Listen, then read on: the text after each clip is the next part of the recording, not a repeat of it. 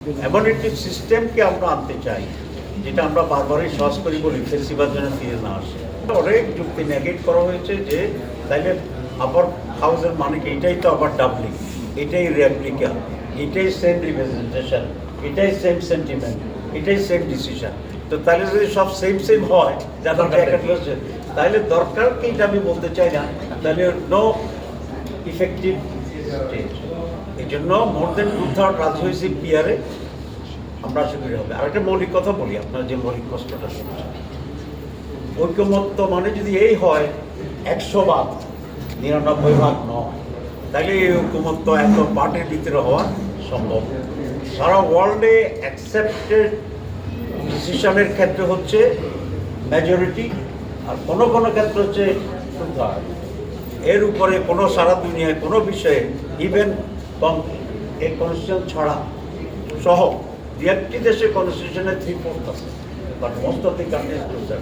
তো এর যে কোনো বিকল্প রাস্তা নেই। আমি আশা করি কমিশন যদি 100% ঐক্যমত্যে কাউকে করতে না পারে, কেউ তো ইন্টেনশনালিও হবে নাই, কারণ আমি চাই না, তো আমি এক হবো কেন, যত যুক্তি যাবো, ঠিক আছে।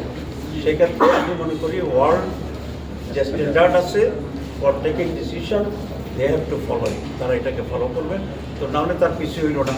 আমাদের একজন নাকি বলছিল খাওয়া দাওয়া ছাড়া কিছু নেই, তো এটা হবে। কিন্তু আমরা যে সময়টা দিলাম প্রতিদিন 5 ঘন্টা 6 ঘন্টা, আপনারা, আমি তো বলছি আমি এই দিনের মতো দাঁড়ায় থাকি লাইনে চান্স পাওয়ার জন্য, তা আপনারা বলছেন যে না এই দিনটা, তা আমি এটা বলতে হবে তীর্থের কাকের মতো যে আপনারা অপেক্ষা করেন, কারণ আপনাদেরকে এই দিন বলার সাহস কি আমার আছে?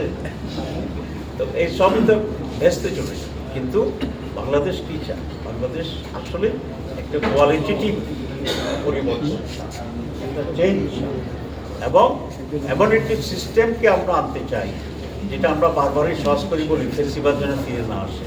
তো ফেসিবাদ ফিরে না আসতে আসলে যেসব ফাঁকগুলো আছে, তারপরে ছিদ্র আছে, এগুলোকে তো ছিদ্রকে তো আপনার বন্ধ করতে হবে। আপনি যদি ছিদ্র ছোটও রাখেন, এই ছোটো ছিদ্র অনেক সময় বড় হয়ে যান।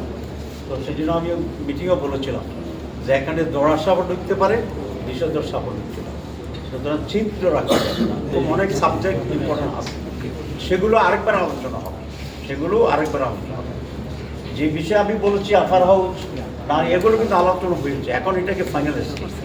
তো আজকে যে ডিসিশনটা হয়েছে যে দ্বিকক্ষ বিশিষ্ট পার্লামেন্টের পিয়ার আর পিয়ার নয়, এরকম আলোচনাতে চলে রোববার সিদ্ধান্ত হিসেবে এই ব্যাপারে চূড়ান্ত রায় দেবে।